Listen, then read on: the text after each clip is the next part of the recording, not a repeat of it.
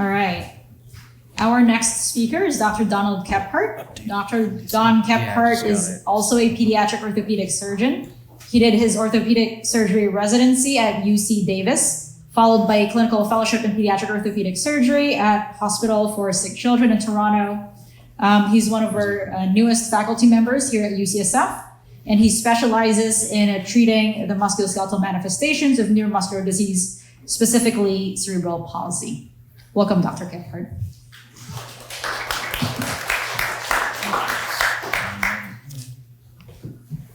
So I have no relevant financial relationships, and I do have the luxury to work at a large academic medical center with easily accessible resources such as social workers and child protection experts, as well as my practice partners. I want to acknowledge Nicole Canningo, our orthopedic social worker, has been helpful in helping prepare for this talk. And I also recognize this is a challenging topic, emotionally and intellectually. My objectives are to protect children from harm and avoid unnecessary interventions. I want all you to be able to identify fracture patterns that raise the suspicion for non-accidental trauma. And I hope to help you identify non-orthopedic factors that are concerning for non-accidental trauma. And I want you to gain some awareness of the investigation of members of non-accidental trauma and identify resources that can help you help your patients when there's a suspicion for non-accidental injury. One of the first discussions of child abuse in academic literature is a 1962 JAMA article called The Battered Child Syndrome out of Colorado. And one quote from that stuck with me is, "To the informed physician, the bones tell a story the child is too young or too frightened to tell." As caregivers of children, we should help recognize and raise awareness of possible abuse. Our knowledge of the musculoskeletal system provides us a unique opportunity to be the link between X-ray and the child. It doesn't tell the whole story, but it is a powerful tool to help us advocate for children. So today we're going to explore both the identification and management of potential non-accidental trauma. I think the biggest takeaway is that you can't identify non-accidental trauma if it isn't in your differential diagnosis. The vast majority of patient encounters, you will be able to determine that non-accidental trauma is almost certainly very unlikely and doesn't merit further investigation. But what I hope to do is to give you tools to help appropriately calibrate your index of suspicion. I'll share some pathways to help guide decision making, but I cannot provide any absolutes. I provide an image of a telephone for two reasons. One, to remind you to report to the appropriate authorities when there's a suspicion, but more importantly, to remind you guys that there are resources to call, be it the transfer center to talk to a pediatric orthopedic surgeon at UCSF, or one of our child protection experts, or just a trusted mentor or colleague to help you with these difficult decisions. And the Band-Aid is a reminder to always take care of the patient, to treat their injury, to treat their distress, and protect them from potential future harm. I'll start with a case example. It's a 2-month-old boy who presents with his mother and mother's boyfriend to the emergency department with thigh swelling, deformity, and pain. Per the mom's report, the injury occurred while the baby was being brought up from the floor and his leg caught on an old broken couch. And then when the diaper was being changed, the mother felt the leg, quote, snap. Baby was born at 34 weeks, spent 7 days in the NICU for respiratory issues, has some purple skin marks, and has a diagnosis of passive failure to thrive based on low body weight. No prior injuries documented, no family history of unusual fractures, and per the report, he has slightly bluish sclera. And then I guess I'd like you all to think about what factors of this presentation are concerning or would make you want to investigate further. Here's an x-ray of this child. You can see an obvious deformity of the femur. It's like a subtrochanteric femur with fracture with some displacement. The baby's crying. He's difficult to console. The parents are texting, sitting away from the child. The child's not using the leg. He is able to wiggle his toes. Other than some bruising on the contralateral calf, there's no other injuries. So I'm also going to show some pictures of my dog. This is a heavy topic, so I'm going to try to keep it a little bit lighthearted when I can. So child abuse is an abhorrence to modern society. Nevertheless, it's not a new sociopathologic phenomenon. It's a quote from a Journal of Pediatric Orthopaedics article about non-accidental injury. I guess the takeaway from this is that child abuse knows no boundaries. It affects children of all cultures, races, and socioeconomic statuses. So any child that you take care of is a child that you should have it in your differential diagnosis. So whether we recognize it or not, kids who have been abused or non-accidentally injured come see us in our clinics. Fractures are the second most common sign of child abuse, the first being soft tissue injuries. And since we are seeing these kids, we have a say in their ultimate outcome, but we only have a say in their outcome if we do something about it. Without intervention, between 35 or 50% of cases of child abuse will recur based on various studies, and there is some chance the child may die from a further occurrence. So recognizing non-accidental injury or child abuse can be a life-saving intervention for our patients.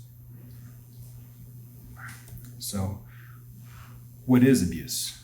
I'm telling you to do something, we have to define what it is we're watching for and reporting for. So there are 4 types of abuse: neglect, physical abuse, sexual abuse, and psychological abuse, and there's often overlap between the two.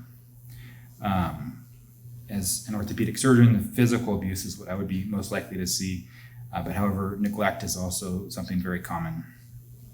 And neglect is no less important to evaluate alert the appropriate authorities. Probably, yeah. So the statistics are overwhelming that neglect is the primary cause of child abuse in about 75% of cases. And neglect can include the failure to provide basic needs, including food, clothing, shelter, and medical care.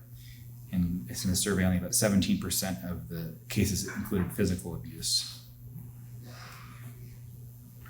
Neglect can take many forms. We may see something like this. This is a kid being a kid, but should the caregivers be more responsible and not let a child kind of no-wheel skateboard with a cast on for a broken leg?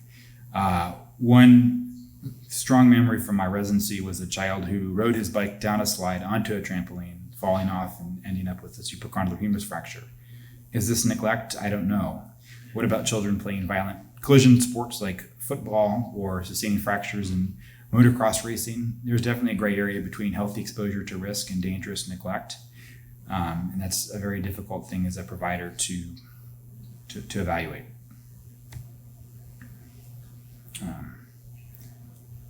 So when thinking about the burden of abuse or non-accidental trauma broadly, the iceberg analogy fits well. When you think of the CPS, there are some cases that are known to CPS. There are some cases that are known to other authorities but not reported to CPS, and then some that are not known to anyone. So who is typically responsible? A parent 90% of the time. One or both, or as well as the partners of parents are also a common perpetrator. Any child can be a victim, especially infants and younger children. Risk is inversely proportionate to age. The youngest members of society are most at risk of becoming a victim of child abuse. But 25% of children who are hospitalized with a fracture in their first year of life were abused, per one report. Some other risk factors: young, say less than 3, but certainly yes, less than 1 is a much higher risk as well. Children who are firstborn, unplanned, premature, children with other disabilities, stepchildren, children from single-parent homes, children of unemployed parents, or children in families with substance abuse issues.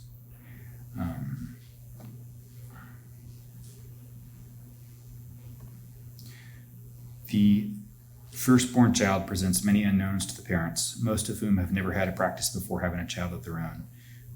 This is also true with premature children and disabled children, as they present significant challenges to care. Financial burdens and work stress compound these issues, as well as substance abuse. They render families less able to cope with the demands of raising a child. You think about the risk factors: age, disability, risks that are inherent to the perpetrator, a young parent, a primary caregiver. It's unclear whether the history of abuse of a child as a child is associated with becoming an abuser. So you guys are still awake. So you've heard of pathognomonic fractures. I would say there probably are no fractures that are pathognomonic, but there are certainly some fracture patterns that warrant more thorough investigation.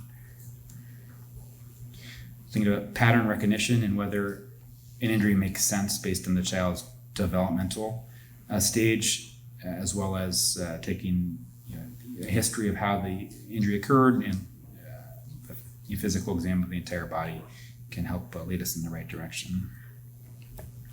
What the break can tell us is what's suspicious. Don, would you mind just holding the mic? Okay. They're having difficulty with that. The x-rays tell us what the fracture pattern is, like a spiral, transverse. But this doesn't tell us how something happened. It just tells us the mechanism. Like what I mean, not an accident or non-accidental, just whether it was a twist or a bending force. Other things we can gain from the radiographs are evidence of multiple fractures in various stages of healing. Fractures that have a high specificity for non-accidental trauma would be metaphyseal corner lesions, which we'll have another slide on in a few moments, as well as posterior rib fractures, which can be sustained from shaking injuries. Long bone fractures are common in child abuse, but they're also common not in child abuse. When we think about healing fractures, swelling goes away in about 2 to 5 days. Swelling starts at the time of injury, peaks 4 to 10 days afterwards, and then peters out, whereas callus typically takes about 10 to 14 days to appear. One of the seminal studies in patterns of abuse is out of the UK with Peter Warlock. You can see these images of children less than 1 year old showing that pediatric patients less than 18 months old who have a fracture are at much higher risk for child abuse, and this demonstrates where these fractures took place. The biggest takeaway from this is that rib fractures are much more common in non-accidental trauma. In toddlers, there are far more accidental fractures than there are in infants. The younger you are, the higher your risk of non-accidental trauma. So we go back to the vulnerable age group of the dependent, voiceless child. Their story is told by the parents. So if they say their 6-month-old stood and climbed out of a crib, think twice. Either the parents are neglectful such that the crib doesn't have appropriate safety precautions, or the parents are not being honest, and both are concerning. So if we look at the developmental milestones of a child, we can use this to help us interpret whether or not an injury mechanism is plausible. Dr. Pandya has reviewed a database of over 500 abuse cases for children less than 4 years old to evaluate the incidence of specific types of fractures in comparison to a control population.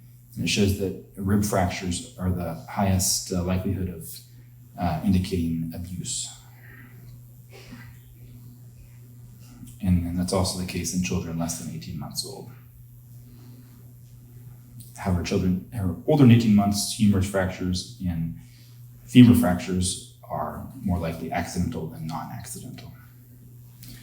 To think about when you're suspicious, you can consider other things such as osteogenesis imperfecta if the child has blue sclera, metabolic disease such as rickets, osteopenia, birth trauma in the newborn, it's called Caffey's disease, or infantile cortical hyperostosis, which is a self-limiting disorder affecting infants, causing bone changes, soft tissue swelling, and irritability of an unknown etiology, especially in the ulna and clavicle.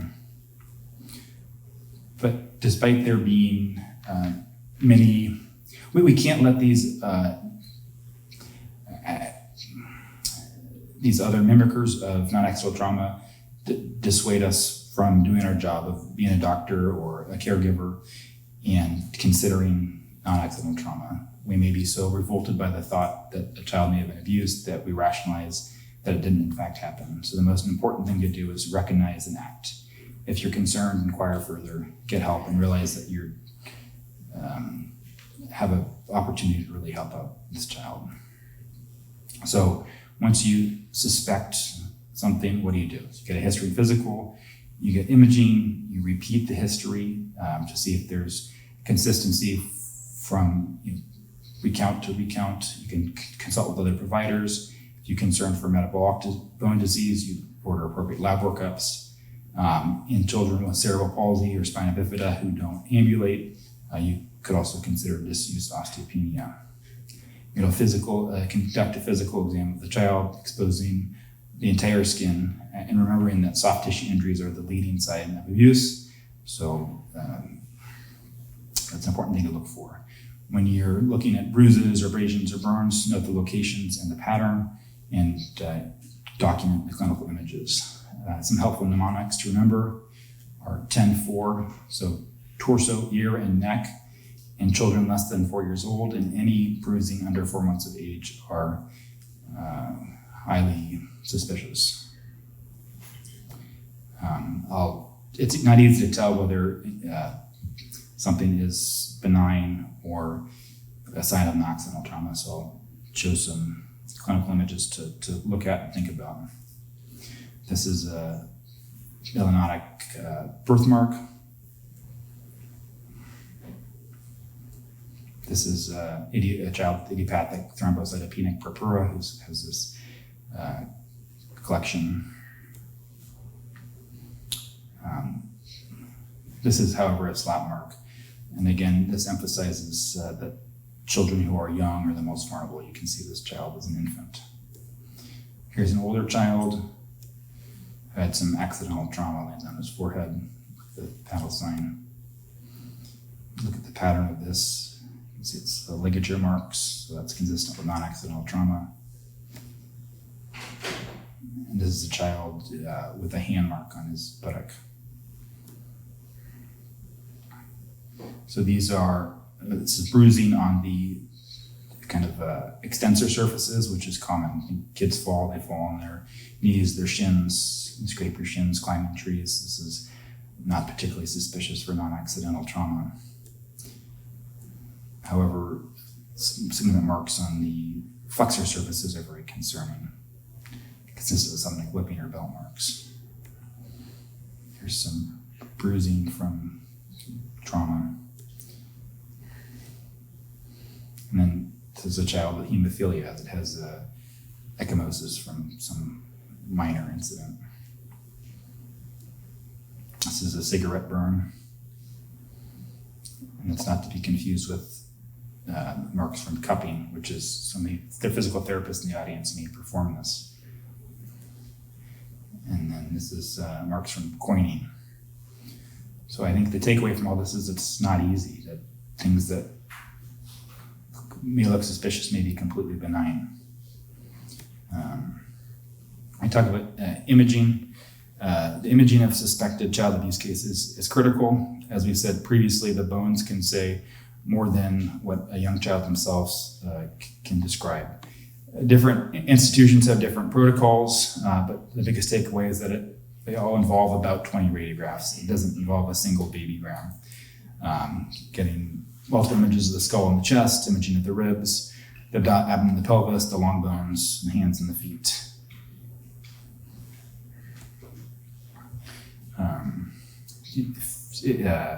When to obtain it, I think most likely you would talk to one of our child protection experts and have them order it.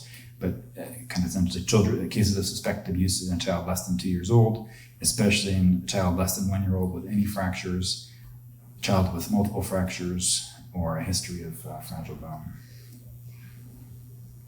Some of the literature on skeletal surveys demonstrates additional fractures in about 34% of cases. And rib fractures are, again, very concerning. Certain fractures, patterns have gotten a bad rap in the past, like the spiral fracture. The spiral fracture itself doesn't necessarily indicate non-accidental trauma, but it needs to get taken in context of the history and the overall picture. As orthopedists, we recommend that children less than 36 months with a diaphyseal femur fracture be evaluated for abuse. That doesn't necessarily mean a skeletal survey, but it does mean consultation with the child abuse team and social work. Another lesion that you guys may have heard in the past is a corner fracture, previously thought to be pathognomonic of non-accidental trauma. You can see the arrow showing the separation of the medial metaphyseal fragment. It's thought to be more specific than a diaphyseal fracture for abuse. The mechanism is thought to be traction and rotation, called like from a grab and a twist mechanism leading to a fracture through the subepiphyseal trabeculae. However, more recent papers demonstrating that there's poor evidence for the specificity of this injury. There's other papers demonstrating this lesion in children who've been in motor vehicle accidents or from a traumatic delivery. So I guess the takeaway is it should lead to suspicion and further investigation, but it's not a guarantee of abuse. Metabolic bone disease is something that must be considered at all times and ruled out. It can often mimic non-accidental injuries, so things to evaluate would be the sclera, the teeth, and the child's hearing. However, osteogenesis imperfecta is exceedingly less common than non-accidental trauma, so assuming that a child has OI and not investigating further when non-accidental trauma would otherwise be suspected would definitely be an error. Workup for metabolic bone disease is mostly based on laboratory, kidney function, vitamin D levels, alk phosphate, and then genetic labs if there's a suspicion for OI. Again, back to children with osteogenesis imperfecta, abuse should not be ruled out in OI patients, nor should OI be ruled out in children. There's a suspicion for child abuse. There's various types of OI. Most common is the collagen type 1 disorder, with fragile bone, Buschke, poor teeth, hearing loss, and scoliosis.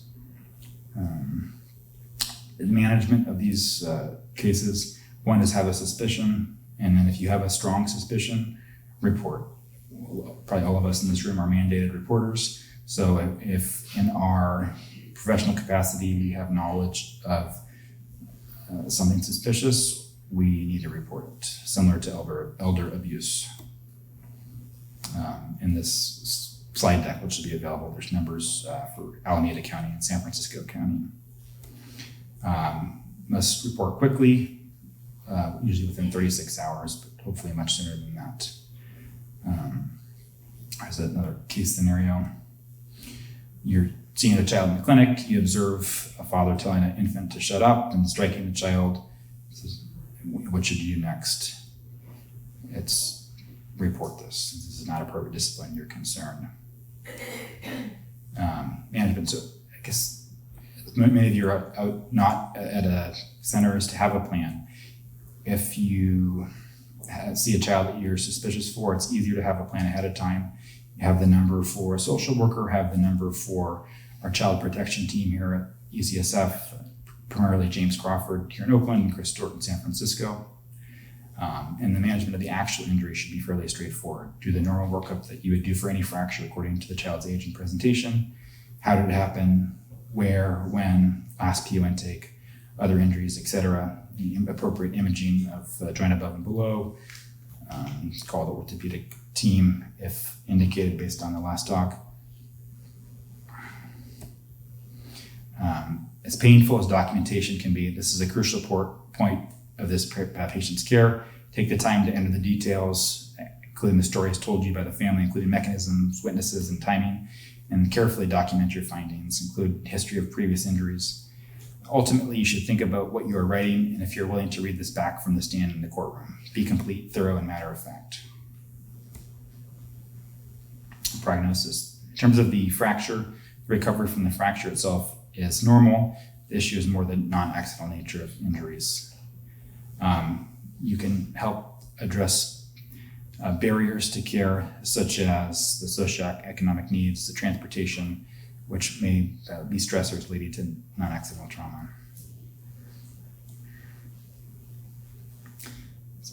Sadly, non-accidental trauma leads to many fatalities, and these are just the ones we know about.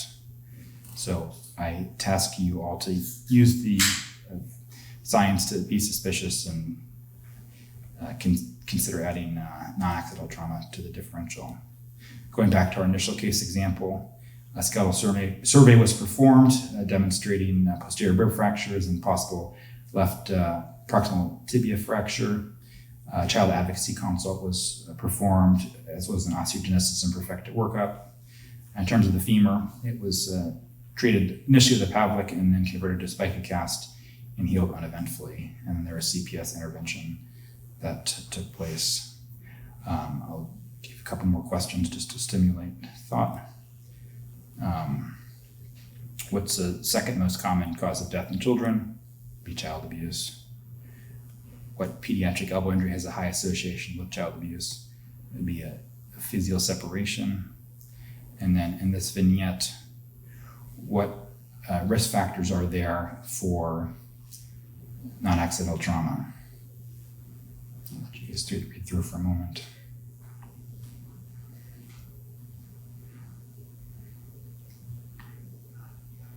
Okay, so that's 5. So the children with a disability, unplanned pregnancy, financial stressor, lack of social connection. So in summary, if you suspect non-accidental trauma, evaluate it and collaborate with the resources that are available to you.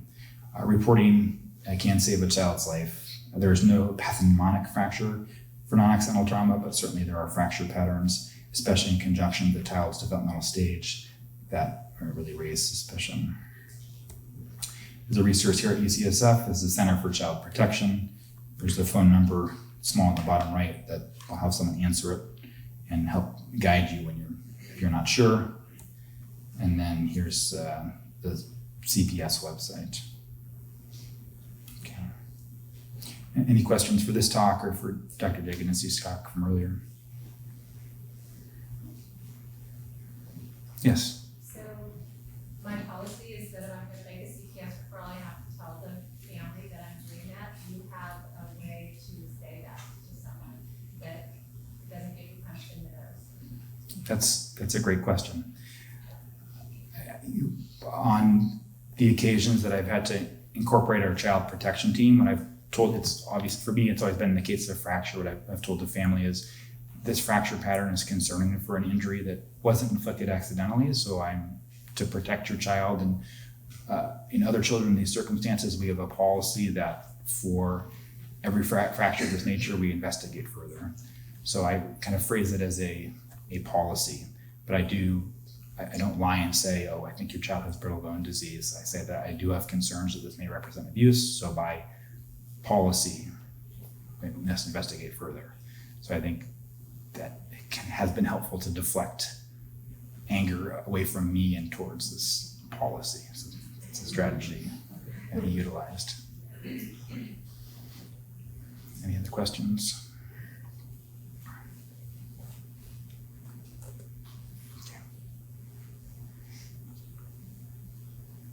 All right, thank you, Dr. Jagger.